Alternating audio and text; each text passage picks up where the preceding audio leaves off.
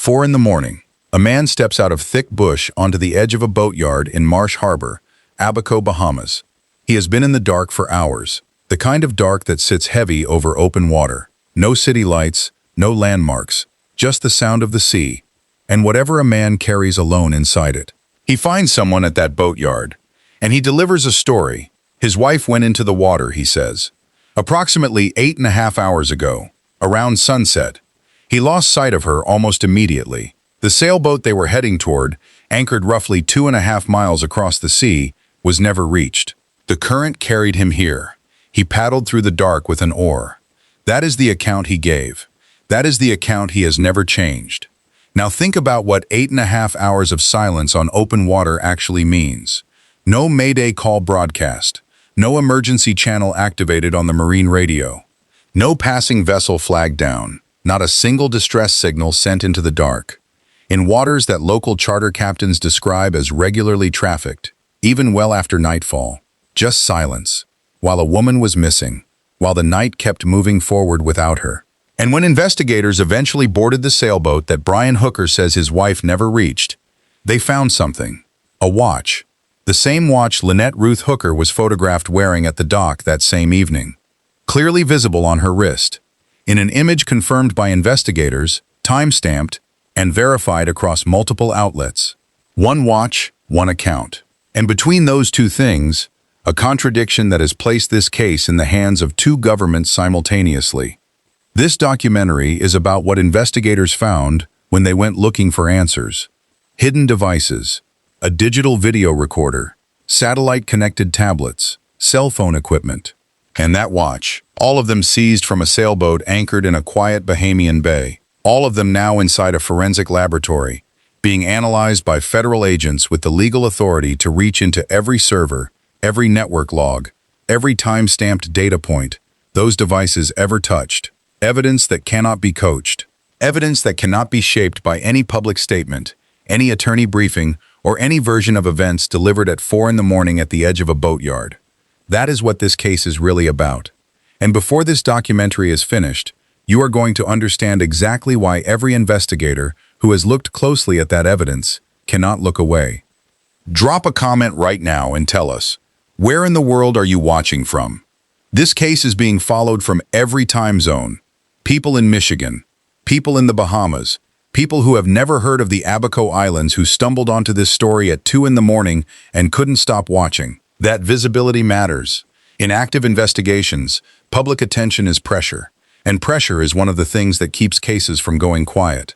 If sourced, fact-based investigation is what keeps you coming back to this channel, subscribe right now and hit the bell, because when the forensic results from those seized devices become public, the DVR data, the satellite logs, the cell phone records, what that watch recorded, this channel will break down every single detail, verified and direct. Do not find out about that update from someone else's thumbnail. Before you can understand what happened on the water that night, you need to understand who was on it. Not the version that appeared in YouTube thumbnails, not the smiling woman in the sailing videos, waving at the camera from the deck of a boat somewhere in the Caribbean. That version existed, it was real, but behind it was a private record, messages sent to close friends, a separation that lasted weeks, a one-way ticket purchased and never used. And that private record is now sitting in the hands of federal investigators, alongside every device seized from that vessel. Lynette Ruth Hooker was born in 1970.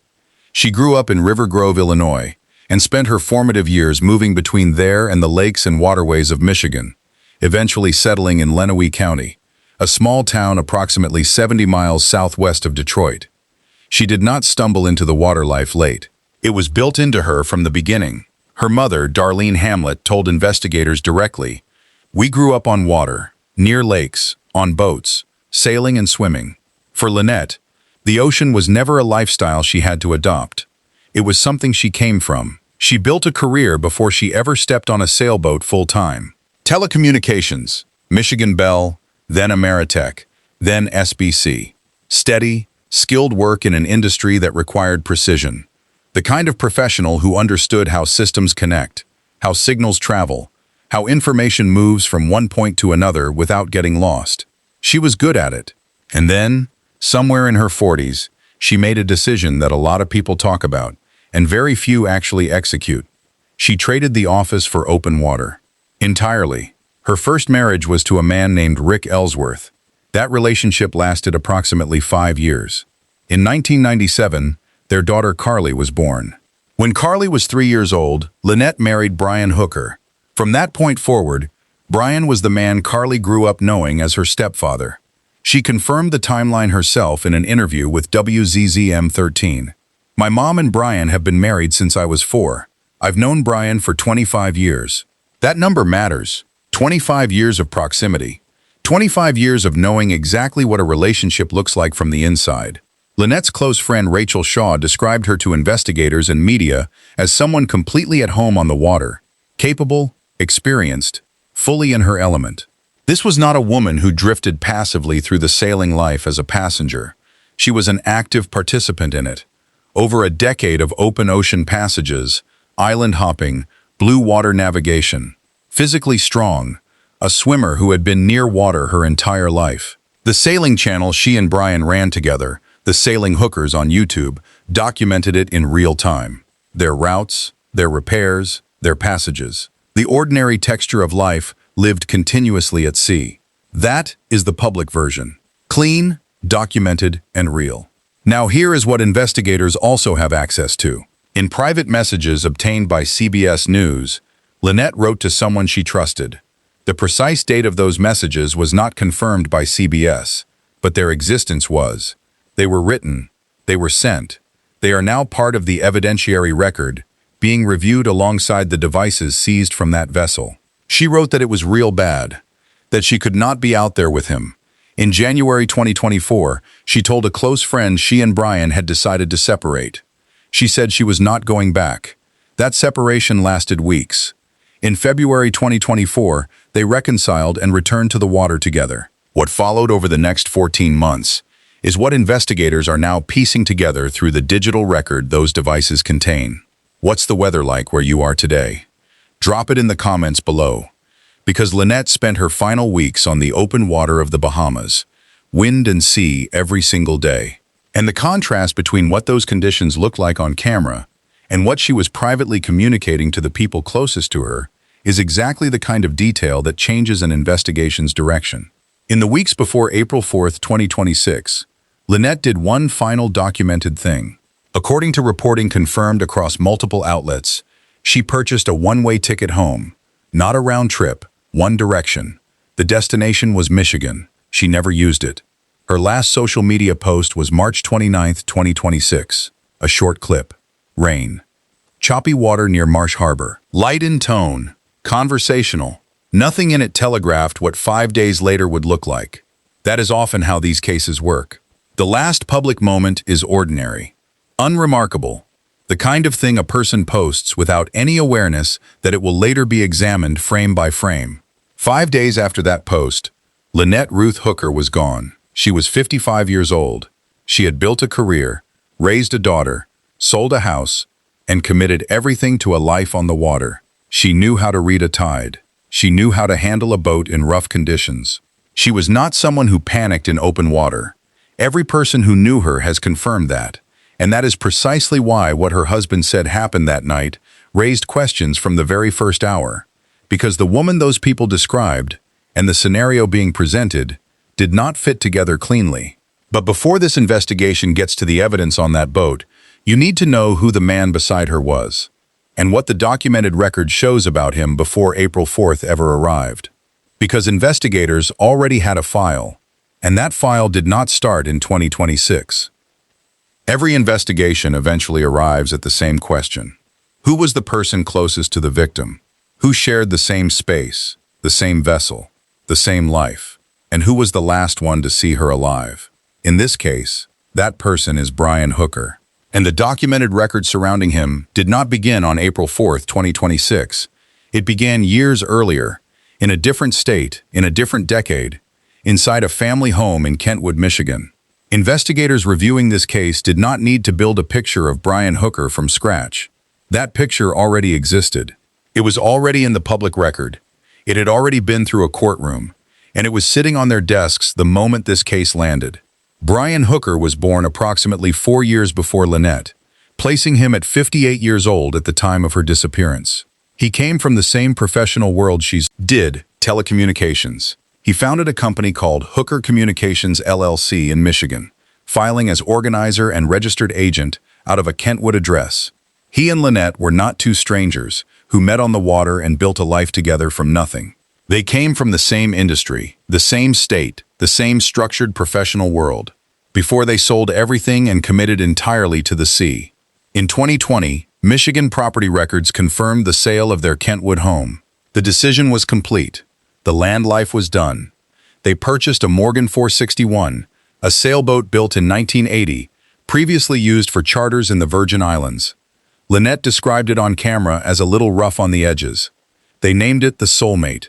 They documented everything: YouTube, social media, a channel called the Sailing Hookers, sharing their route from Milwaukee down the Mississippi River toward Lake Pontchartrain, then south toward open water, eventually into the Caribbean and the Bahamas, where the Abacos became their regular base. From the outside, it looked like exactly what they said it was. 2 people, 1 boat, open water. Brian had been married before Lynette. He had children from that prior relationship, and it is that prior family history, not background noise, but the foundation of what investigators found when they began pulling records, that introduces the documented incidents. In 2005, something happened inside the Hooker family home in Kentwood that resulted in a formal police report, a child abuse referral, detective supplemental notes, and eventually, a Kent County courtroom. During a visit from his children that year, a dispute arose connected to the children's homeschooling. According to police reports obtained by WZZM 13 through a Freedom of Information Act request, child witnesses stated that Brian became upset during the confrontation and made physical contact with a child, documented in those reports as contact to the child's neck area. Brian himself sent his ex-wife an email after that night. WZZM 13 obtained that email. In it, Brian wrote, in his own words, not an investigator's characterization, that the kids and he had had a rough time, that there had been a spirited argument, and that he had, in his own phrasing, dragged the child back to the table to discuss. That email exists. It was written by Brian. It was obtained through verified journalism. It is now part of the public record. A formal report of actual or suspected child abuse was completed and referred to the Michigan Family Independence Agency. Detective Michelle Clark of the Kentwood Police Department documented the case, completed supplemental reports, and noted that additional witnesses had not yet been interviewed, meaning the file was flagged as incomplete before it could be formally closed. In 2006, a Kent County jury heard the case. Brian Hooker was acquitted. He was not convicted. That is the legal outcome, and it must be stated completely and clearly. The acquittal stands. What also stands is the documentation surrounding it: the police report, the child witness statements, the detective's supplemental notes, the email Brian wrote himself. Investigators in the Bahamas and at the U.S. Coast Guard Investigative Service were aware of all of it before a single question was asked in April 2026. Now move forward 9 years. February 2015. Kentwood, Michigan. 1 in the morning. Police were called to the Hooker family home. Both Brian and Lynette gave contradictory accounts of what had occurred. Brian told responding officers that Lynette had struck him multiple times in the face. Officers documented his nose as red, swollen, and actively bleeding at the time of their arrival, a physical observation recorded in the police report. Lynette told officers a different story. She stated that Brian had struck her in the forehead. She also made a statement, subsequently reported by CNN, which noted it could not independently confirm the claim with law enforcement at the time of reporting, that Brian had applied forceful pressure to her neck area during the incident. Officers who examined Lynette documented no visible injuries at the time of the call. A named witness told officers she had heard Lynette upstairs causing a commotion, then watched Brian go upstairs and return several minutes later with a bloody nose, an account that aligned with Brian's version of the physical sequence of events. Of the 2 people present in that home that night, only Lynette was arrested. She spent a night in the county jail on a charge of assault and battery. A prosecutor subsequently reviewed the case and determined there was insufficient evidence to establish who had initiated the physical contact. The charges were not pursued. The case was dismissed. No conviction resulted for either party. Those are the legal outcomes, stated fully, stated clearly. What Carly Ellsworth told Fox News is something different. It is her account, attributed to her, not a legal finding. There is a history of him physically harming her and threatening to throw her overboard. So the fact that this is actually happening makes me believe there is more to the story. Brian's attorneys have categorically denied those allegations. Darlene Hamlet told WT11 Investigates that Brian had been physically and emotionally abusive toward her daughter, and that the couple had separated multiple times across their approximately 25-year marriage, as recently, she said, as a year and a half before April 2026. Those are Darlene's words, attributed to her, not a legal finding. What they are is context, the kind of context that investigators factor into the weight of everything else they are examining. The kind of context that explains why, when the private messages Lynette sent to a close friend were obtained by CBS News, the ones where she wrote that it was real bad and that she could not be out there with him, those messages did not arrive in a vacuum. They arrived alongside 2 decades of documented history. They arrived alongside a one-way ticket home that was never used.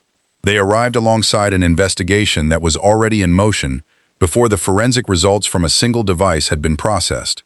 Brian told CBS News he thought of their marriage as being like co-captains, 2 people navigating the same vessel as equals. That is how he characterized it publicly.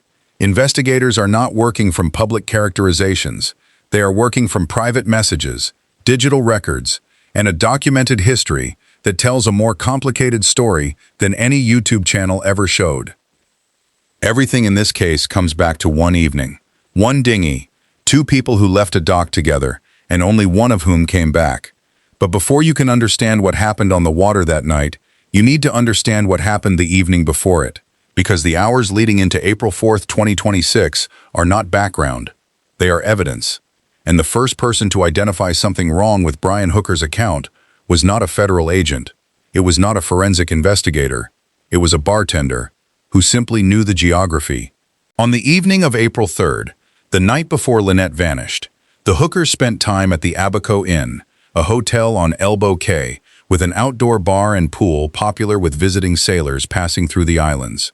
A bartender there, identified by Fox News as Ken, 38 years old, served the couple rum and cokes across approximately 2.5 hours. When the news broke the following day and Brian's account became public, Ken told the New York Post something that has stayed with him from that evening. He said he never actually saw Lynette at the pool that night, only Brian. And when he heard the specific detail Brian was presenting about how long the dinghy ride had taken, one thing struck him immediately. It shouldn't have taken 8 to 10 hours to get somewhere only 4 miles away. It's weird.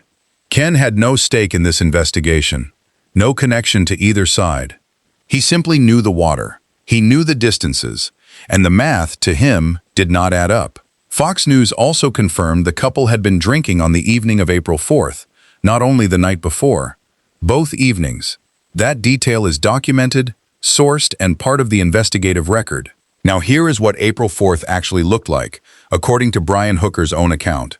Stated here as his account, not independently confirmed fact.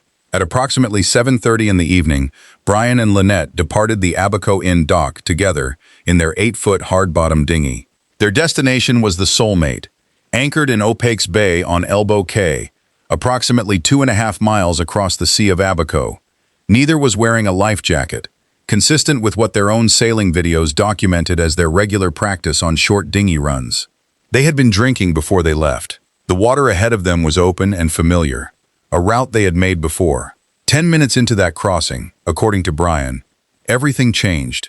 He says winds climbed above 20 knots. He says the conditions shifted without warning. And he says that in the chaos of that moment, Lynette went into the water just before full darkness. He says that as she went in, she took the engine's safety lanyard with her, the small cord designed to cut motor power automatically when the person operating the engine is no longer at the controls. The engine stopped, the dinghy lost power, and according to Brian, from that moment forward, everything that followed was what he later described to sailing friends as a cascade of failures. Those are his words, confirmed across multiple outlets. His own phrase, for everything that went wrong on that water. You need to pause on the lanyard detail for a moment, because it matters forensically. The safety lanyard is designed for the operator, the person at the controls, the person driving the boat. It attaches to the driver so that if they fall overboard, the motor cuts automatically. Brian was always the one who drove the dinghy. That is confirmed across his own accounts, and consistent with every piece of documented sailing practice the couple ever recorded on camera. So the question that has sat unanswered in every public forum since this case became known is the same one Lynette's daughter Carly put directly to CNN with precision. Why would Lynette have been holding the key?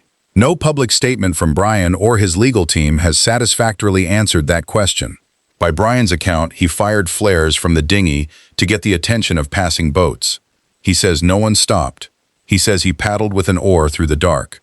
He says the current carried the dinghy approximately 4 miles toward Marsh Harbor, a direction consistent with wind conditions that evening, confirmed by Hopetown Volunteer Fire and Rescue. At some point, the dinghy grounded close enough to shore that Brian was able to make his way through thick bush terrain on foot until he reached the edge of the boatyard at 4 in the morning. He did not broadcast a mayday. He did not activate an emergency channel on the marine radio. He did not flag a single vessel in waters a local charter captain described to Fox News as rife with activity, even well after dark. The first report of Lynette missing came not from open water. It came from land. At 4 in the morning, 8.5 hours after he says she disappeared. Those are the verified facts of that night as Brian presented them. Clean, consistent, and unchanged, across every interview, every statement, every account he has given since. On the morning of April 5th, Brian posted publicly on Facebook. He wrote that he was heartbroken over what he described as a boat accident in unpredictable seas and high winds. He said his sole focus was finding Lynette. That post went public before his arrest, before the warrant, before the forensic team ever set foot on the soulmate. It was the version of events he wanted on the record first. And somewhere in the quiet of Opaque's Bay that same night, another sailboat was anchored. Someone was aboard it, close enough to that anchorage to have seen exactly what happened after dark on April 4th. The U.S. Coast Guard Investigative Service has gone public asking that person to come forward. As of this documentary, they have not. Their silence is a detail investigators are acutely aware of, and it is one of the 5 open forensic questions this investigation is currently working to resolve. Ask yourself this: if you were on that boat that night, close enough to see the soulmate from your own deck, and you woke up the next morning to news of a missing woman, what would you do? What would stop you from picking up the phone? That question has not been answered yet. But the devices already in the evidence laboratory are working toward answers of their own. And what forensic investigators found when they started pulling Brian's own digital records apart, his navigation screenshots, his phone activity, the data he himself created and shared, revealed something no public statement has been able to explain away. Because the account Brian gave that night had more than one version, and the 2 versions do not point in the same direction. Before we get to what the navigation screenshot shows, and why the 2 different swim directions have become one of the most scrutinized details in this entire case, I want you to think about this. If you were the investigator who took Brian's first statement at 4 in the morning at the edge of that boatyard, what is the first thing that doesn't sit right? Drop your answer in the comments. Investigators think the way audiences do sometimes.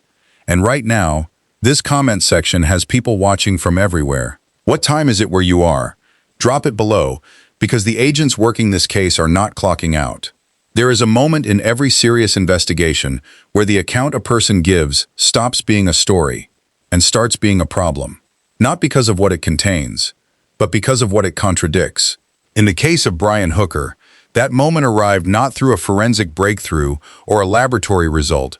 It arrived through his own words, sent to his own contacts, recovered from his own devices, in his own handwriting across multiple platforms on multiple days. 2 different accounts, 2 different directions, and approximately 2.5 miles of open water between them. When Brian spoke to Richard Cook, fire team lead at Hopetown Volunteer Fire and Rescue, one of the first responders made aware of the situation, he stated he last saw Lynette swimming toward shore. That is one direction. When Brian wrote to his friend Daniel Danforth in Facebook messages subsequently obtained by CBS News, he stated that Lynette had swum toward the sailboat as the wind blew them apart. That is a different direction entirely. Shore and sailboat are not variations of the same destination. They are separated by approximately 2.5 miles of open water across the Sea of Abaco. A person swimming toward one is moving directly away from the other. Investigators are aware of this discrepancy. It is documented, it is in the record, and it is one of the reasons a magistrate approved a search warrant for the soulmate before Brian ever boarded a flight back to Michigan. Now look at the navigation data, because Brian himself created it, and Brian himself distributed it. A screenshot taken from the navigation application Navionics, Brian's own app, on Brian's own device, was shared by Brian with friends in the days following Lynette's disappearance. CBS News obtained that screenshot. What it shows is a route, a tracked path of the dinghy's movement that night across the Sea of Abaco, beginning at the Abaco Inn dock toward Lynette'S Bay, where the soulmate was anchored. And what it shows is a route that ends abruptly, near a southwestern turn, roughly halfway through the crossing. Not at the point where Brian says Lynette went into the water. Not at the point where he says the engine failed, halfway. The route simply stops. Brian produced that screenshot. Brian shared it, and now it is in investigators' hands. As a piece of digital evidence he voluntarily created and distributed before the full scope of the forensic process was apparent to him. Local boat charter captain Manane retraced that dinghy route for Fox News Digital, providing geographic context important for understanding what this data actually represents.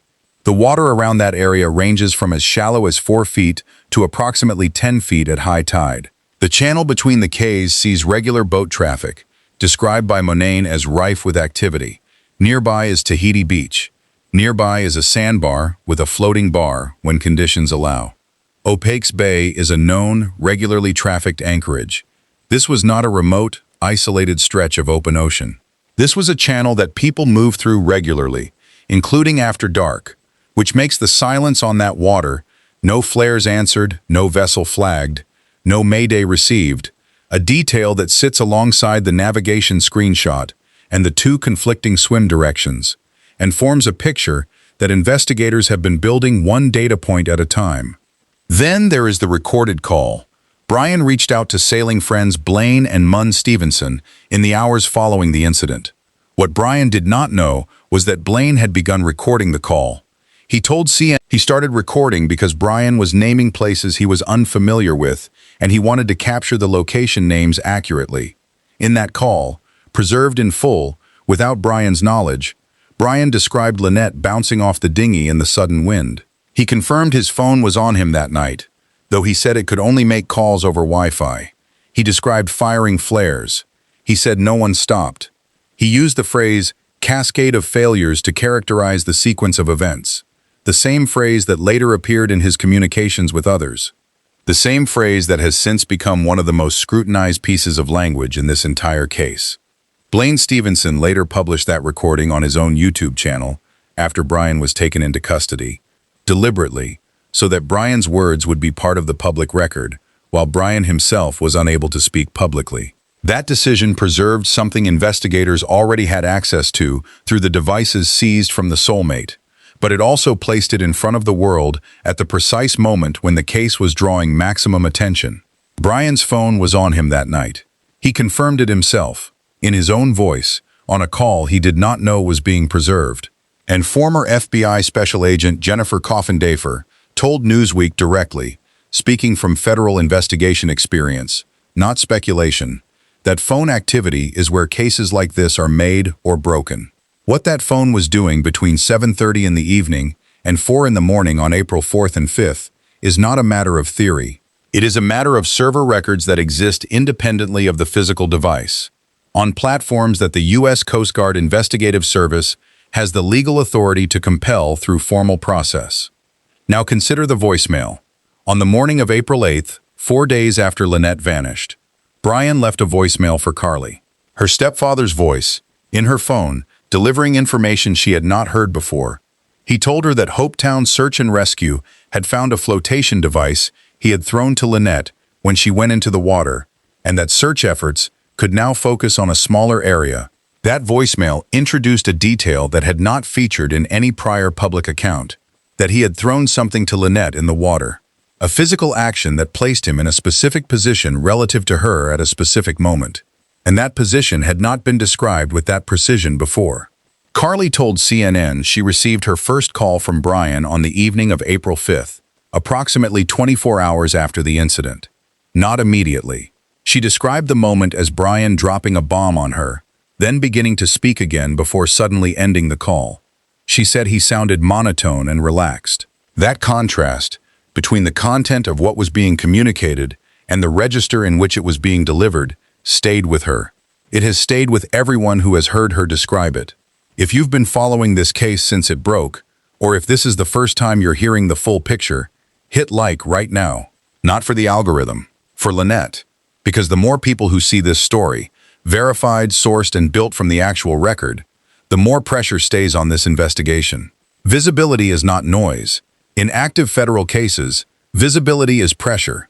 And pressure matters. If this channel is where you come for that kind of coverage, subscribe. The bell is how you make sure you don't miss what comes next. Every case has a turning point, a moment where the investigative direction stops being a question and starts being a certainty. In the Lynette Hooker case, that moment was not the arrest. It was not the questioning. It was not the navigation screenshot, or the conflicting swim directions, or the recorded phone call Brian did not know existed. It was a search warrant, executed on a 46-foot Morgan sailboat anchored in a quiet Bahamian bay, and what investigators found on it. Let that settle before moving forward. On April 17, 2026, the U.S. Coast Guard Investigative Service executed a search warrant on the Soulmate. The operation was coordinated, documented, and legally authorized through a process that required investigators to present specific, articulable facts to a federal magistrate sufficient to establish probable cause. Federal magistrates do not sign search warrants based on speculation. They sign them based on evidence.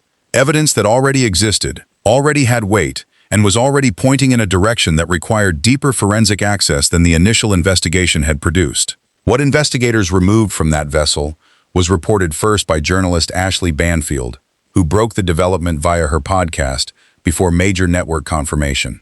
The items were subsequently confirmed across CBS News, NBC News, Fox News, and CNN.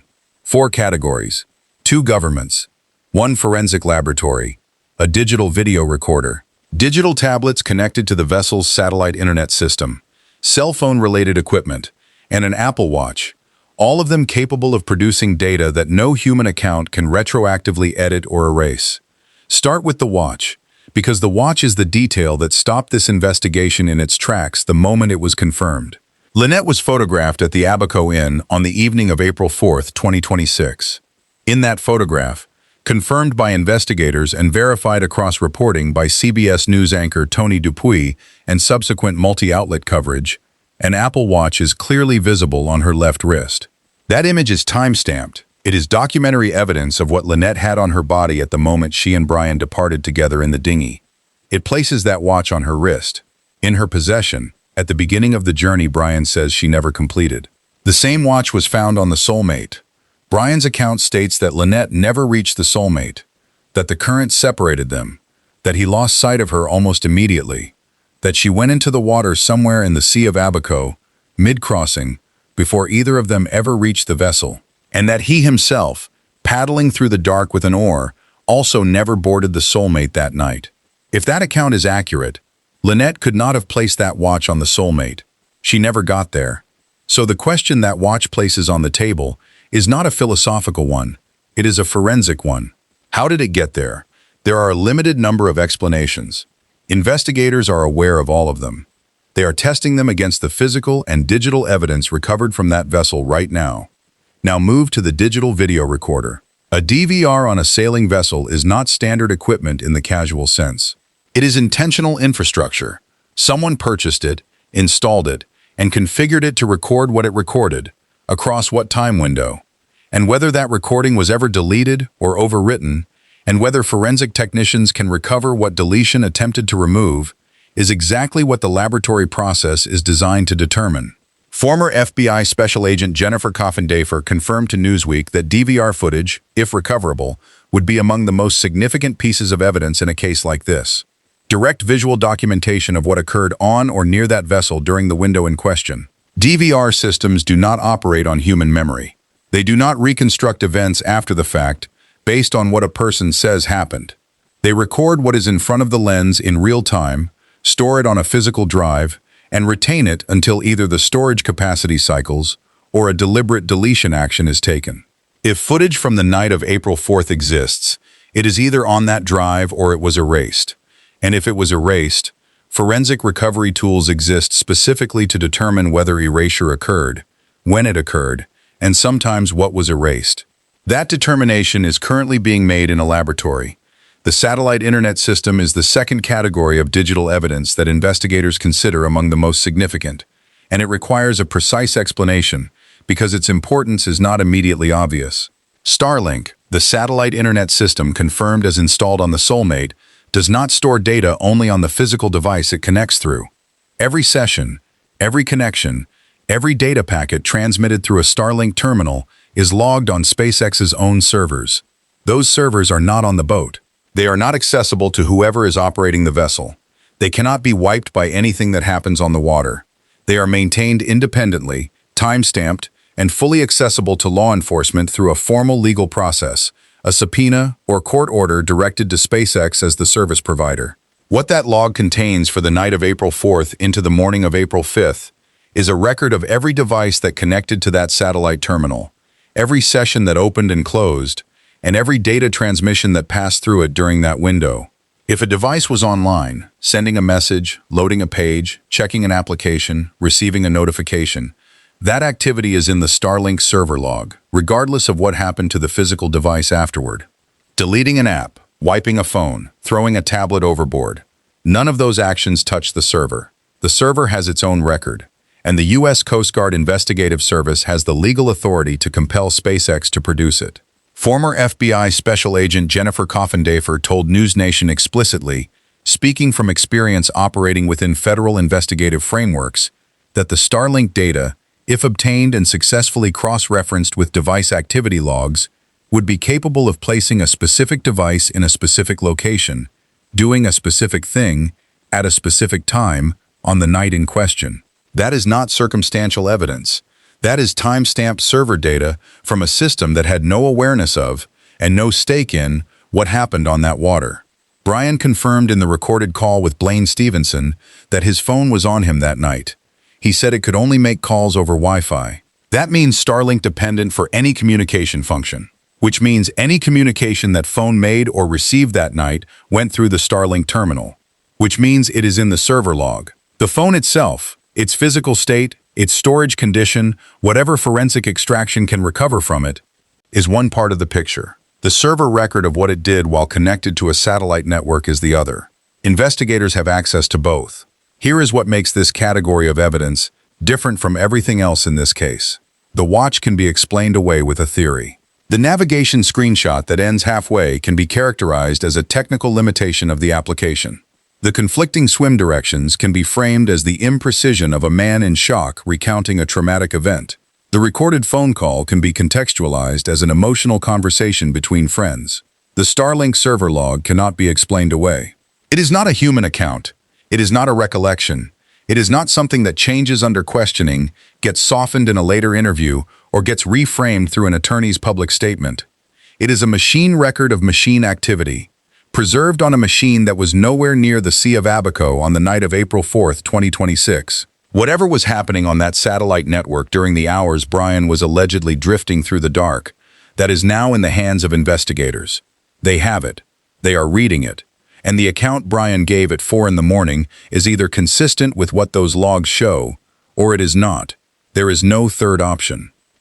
On April 8th, 3 days after the search began, Brian Hooker was taken into custody by the Royal Bahamas Police Force.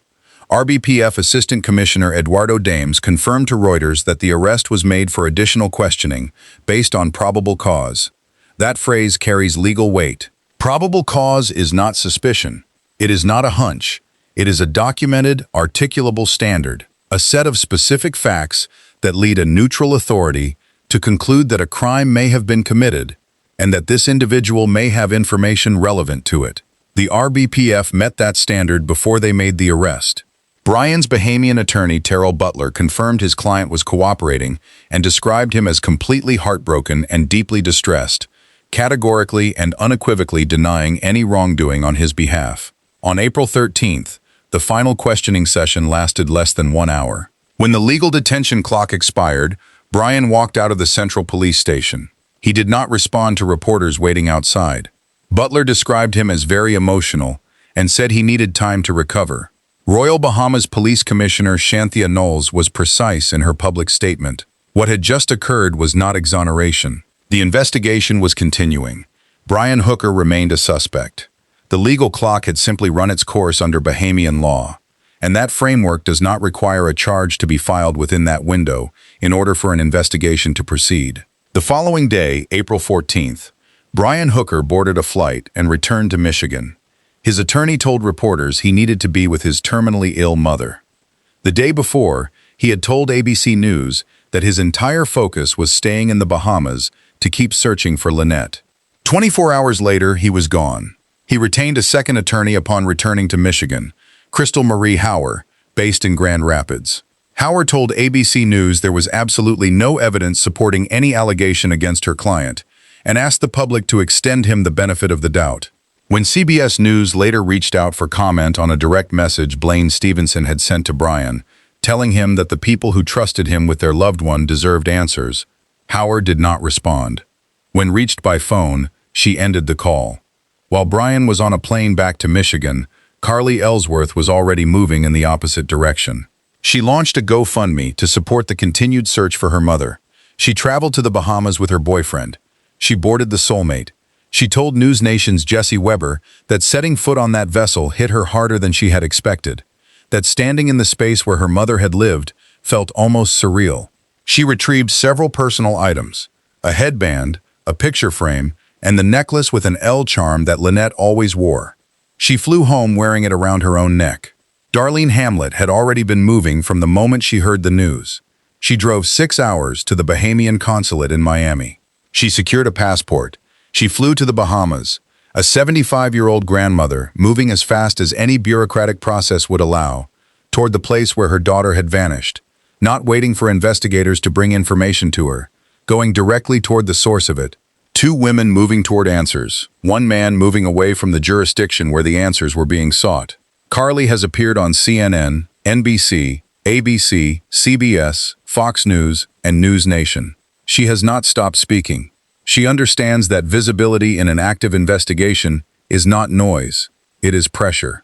And she has maintained that pressure consistently since the moment she received that first phone call from Brian, approximately 24 hours after her mother disappeared. The call she described as being delivered in a tone that was monotone and relaxed. That description has not left this case. It sits alongside everything else investigators are carrying: the discrepant swim directions, the navigation screenshot that ends halfway, the flotation device that appeared in a voicemail but not in earlier accounts, the recorded call Brian did not know existed, and the physical history that 2 separate Michigan jurisdictions had already documented before April 4th ever arrived. Investigators did not need to build a pattern from scratch. The pattern already had a paper trail. What they needed was what the hidden devices on that boat could add to it. And what those devices are capable of adding is something no prior incident report, no acquittal, and no public statement has ever been able to either confirm or eliminate. The digital record of that specific night, time-stamped, device identified, server preserved, independent of anything Brian said at 4 in the morning at the edge of a boatyard. That is where this investigation was always going, and that is exactly where it is headed now. When a person goes missing in open water, the first hours are everything. The current moves, the tide shifts, the window for a live recovery narrows with every passing minute, and the investigative window, the surveillance footage, the witness recollection, the digital data still sitting fresh on devices that haven't been touched, begins closing the moment the clock starts. In the case of Lynette Hooker, that clock started at 4 in the morning on April 5th, not at sunset the evening before, when she allegedly went into the water, not at the moment Brian says the engine failed. At 4 in the morning, when a man walked out of thick bush at the edge of a boatyard and told someone what had happened 8.5 hours after it allegedly occurred. That delay is not a footnote. It is a central forensic fact. The Royal Bahamas Police Force and the Bahamas Air Sea Rescue Association began searching by sea on the morning of April 5th. The U.S. Coast Guard joined with aerial support. Origin Delivo of the Royal Bahamas Defense Force confirmed to NBC News that crews were deployed across land, air, and sea simultaneously, despite challenging conditions that included strong winds and rough water across the Abacos. Dense mangrove systems, shallow flats, miles of irregular coastline. Every hour mattered, and 8.5 hours had already passed before the first report was made. On April 8th, the search operation formally transitioned from rescue to recovery. That shift in operational designation has a precise meaning that has nothing to do with a declaration of death. It means the probability assessment changed. The statistical window for finding a live survivor, based on elapsed time, water temperature, current patterns, and environmental conditions, had shifted past the threshold that search commanders use to reallocate resources toward a different operational objective. It is a clinical determination made by people who run these operations professionally. It is not a conclusion. It is a recalibration.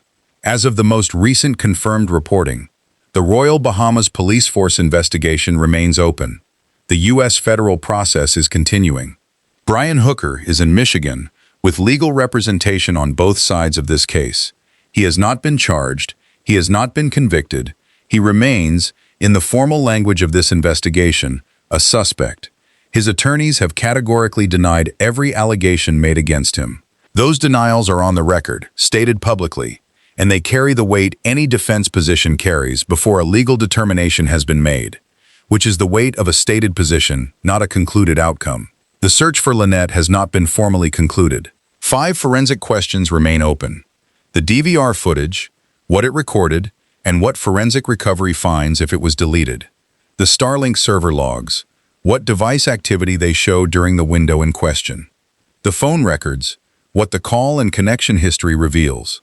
The watch data, Apple Watches record health metrics, movement, and location continuously, what that data shows in the hours of April 4th. And the witness on the second boat, still silent, still a question investigators have not been able to close. The gap between what Brian said publicly and what the evidence is being tested against is not a small one. It is the entire width of this investigation. And every day that the forensic process continues, that gap either closes or it doesn't. The hidden devices are in a laboratory. The results have not been made public. The investigators holding them are the only people who currently know what those logs say. But the answer to what happened on the night of April 4th, 2026 is already inside those devices. It was recorded. It was transmitted. It was preserved on a server that no one on that boat could ever touch. And the people reading it right now are working toward a conclusion. Every case has a file number, a jurisdiction, a chain of evidence, a list of pending forensic results. That is what this case is on paper. But Lynette Ruth Hooker is not a file. She is a daughter. She is a mother. She is a person who grew up near water, who built a career in telecommunications, who raised a child in Michigan, who sold everything and chose the sea, who spent a decade crossing oceans on a 46-foot sailboat, who was not someone you had to convince to go sailing, who was someone you had to remind to come back to land. She wrote private messages to a person she trusted, saying it was real bad, that she could not be out there with him.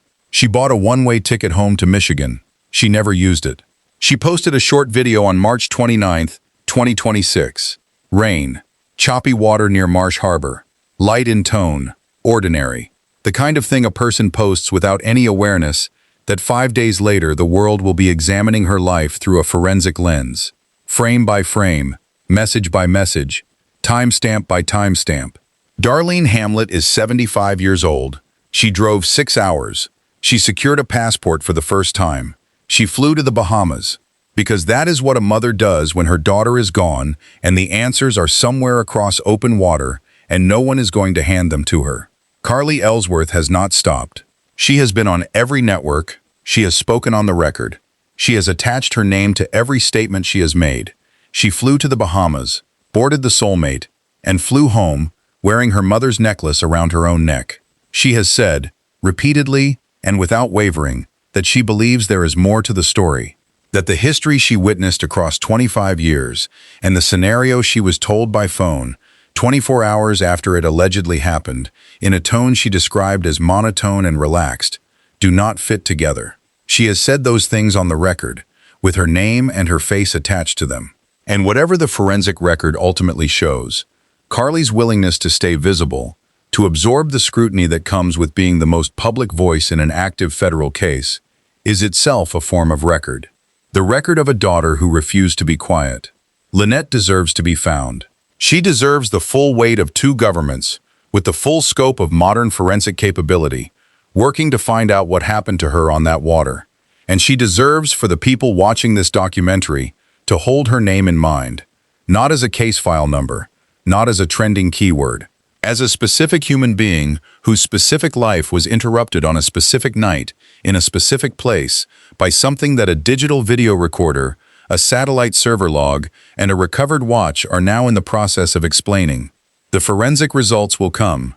They always do. The question they answer will either align with the account that was given at 4 in the morning at the edge of a boatyard, or it will not. And when that answer becomes public, this channel will be the place you come to understand exactly what it means, what it proves, and what it requires next. This investigation is not finished. The DVR data, the Starlink logs, the phone records, the health data on that recovered watch, the witness on that second boat who still has not come forward. When any of that changes, when a charge is filed, when a forensic result enters the public record, when the CGIS or the RBPF or the FBI makes an announcement, this channel will break it down. Every detail, verified and direct. Subscribe and hit the bell, not as a favor, as an investment in being the person who actually understands what these results mean when they drop. And leave one final comment before you go. If you were standing in that evidence room, holding that watch, knowing what the account says, where does your investigation go next? Lynette Ruth Hooker deserves your answer.